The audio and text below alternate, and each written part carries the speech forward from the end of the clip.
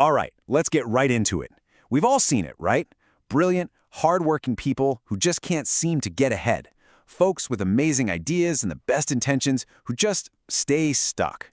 Today, we're going to dig into the real reason why this happens. And trust me, it's probably not what you're thinking. It's such a maddening question, isn't it? You've got the plan, you feel the drive, but it feels like some invisible force keeps yanking you back every single time.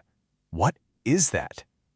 Why does success feel like it's right there, but always just out of reach for so many genuinely good people? Well, here's the thing. The problem probably isn't your plan, and it's not that you don't have enough willpower. The real source of this cycle of failure, it's internal. It's something hidden from your conscious mind. We're talking about what's called the shadow. So what in the world is this shadow self? You can think of it like this. It's all the impulses, the desires, the secret beliefs that we just refuse to admit we have. It's the part of us that's running the show from behind the curtain, and it has this huge, often destructive impact on our lives, and we don't even know it's there. Okay, so to really get a handle on this, we're going to uncover 5, let's call them dark truths of our psychology. We'll kick things off with the first 2, which are all about the hidden impulses that are constantly running in the background. This first truth, wow, it is a big one. Our brains, at their core, aren't built for long-term planning. Nope, they're built for short-term survival.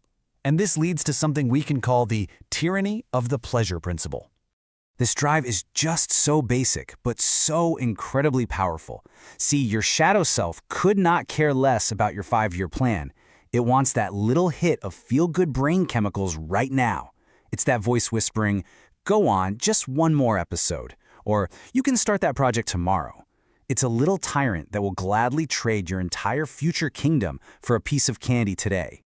Now, if the pleasure principle is all about chasing what feels good, our second truth is its evil twin. It's this deep, primal need to avoid discomfort at all costs. Let's call it the comfort trap. This one is so important to understand. Any real growth in your career, your fitness, anything is fundamentally uncomfortable. It means stepping into the unknown. But your shadow self, it starts screaming danger. It would much rather you stay in your current situation, even if you're totally miserable, than risk the scary uncertainty of change. It's the real reason so many people stay in jobs they can't stand. So you see what's happening here, right? It's this perfect storm. The pleasure principle is pulling you towards that cookie, while the comfort trap is pushing you away from that difficult workout. They're two sides of the very same coin, and the end result is exactly the same. You stay put, sacrificing the person you could be for the easy comfort of the person you are right now. All right, let's go a layer deeper. Because if those first 2 truths were about our animal instincts, the next 2 are about the clever, tricky stories our shadow tells us. This is the real blueprint for self-sabotage. I bet this next one is going to sound really familiar to a lot of you. It's that feeling we all know, but we don't realize how it's actively blocking our own success. It's what I call the imposter's veto. This is actually a twisted kind of self-protection that's hiding out in your shadow. See, a part of you genuinely believes that you aren't good enough, that you're a fraud. So, to protect you from the humiliation of eventually being exposed, it just makes sure you never succeed in the first place. It'll make you forget a deadline or say the wrong thing in that big meeting. It vetoes your own success to keep you safe from being found out. And now for a really fascinating twist. You'd think the opposite of feeling like an imposter would be a good thing, right? Well, your shadow has a trap there too. This is the entitlement paradox. This is that secret, quiet belief that, hey, because I'm smart or I'm talented, things should just, fall into place for me. So when you finally hit the real world, the part that's messy and hard and frustrating, your shadow gets angry. It whispers, "This is unfair. This shouldn't be this difficult for me." And that feeling of injustice becomes the perfect excuse to just quit. And isn't that just brilliant? In a scary kind of way. It shows you the genius of the shadow. Whether you feel like you're completely unworthy of success, or you feel like you're so worthy you shouldn't have to work for it, the outcome is exactly the same. One is rooted in feeling inferior, the other in feeling superior, but both are just really sophisticated reasons to give up. So we've looked at primal drives, we've looked at psychological sabotage, but all of these are built on one final truth: the real beating heart of the shadow, and the reason it has such a tight grip on all of us. You see, all of these tricks and traps, they're all serving a deeper purpose. And that purpose is rooted in a desire that is so opposite to what we think we want, we can barely even look at it. And there it is, the most powerful, dark truth of them all. On some deep, unconscious level, part of us does not want to succeed. In fact, it's drawn to failure, because failure gives us something that success never ever can. It gives us safety. Just think about that for a second. Failure is comfortable. It confirms all our worst fears about ourselves, and there's a weird kind of relief in that. It lets us completely off the hook. Because if you succeed, well, now you have to keep succeeding. There's pressure, there are new expectations.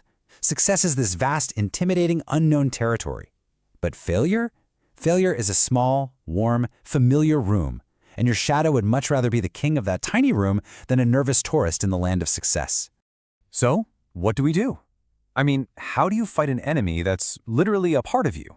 An enemy that offers this weird kind of comfort? Well, you don't fight. You just turn on the lights. Awareness is the first and, honestly, the most important step. Let's just run through them one more time. The pull for pleasure, the fear of discomfort, the belief that you're a fake, the belief that you're above the struggle, and underneath it all, that secret comfort you take in your own failure. This is the Shadow's playbook. And that's exactly why this all matters so much. Because you can't beat an enemy you don't even know is there. Just knowing these forces exist is more than half the battle. Now when you feel that urge to procrastinate, you can actually name it. Oh, hello, pleasure principle. When you feel like quitting because it's just not fair, you can call that out too. Ah, that's the entitlement paradox. The moment you can name it, you take away its invisible power. Look, you are never, ever going to get rid of your shadow. It's a permanent feature of being human. So the goal isn't to destroy it, it's to understand it. It's about hearing that little voice that wants comfort and safety, and being able to say, I hear you, I get it, but I'm going to choose to do the hard thing anyway. These forces are always going to be there. But now you can see them. And that means you have a choice. Your shadow will always be in the passenger seat, whispering its comfortable, tempting lies. The only real question left is, are you going to let it keep driving?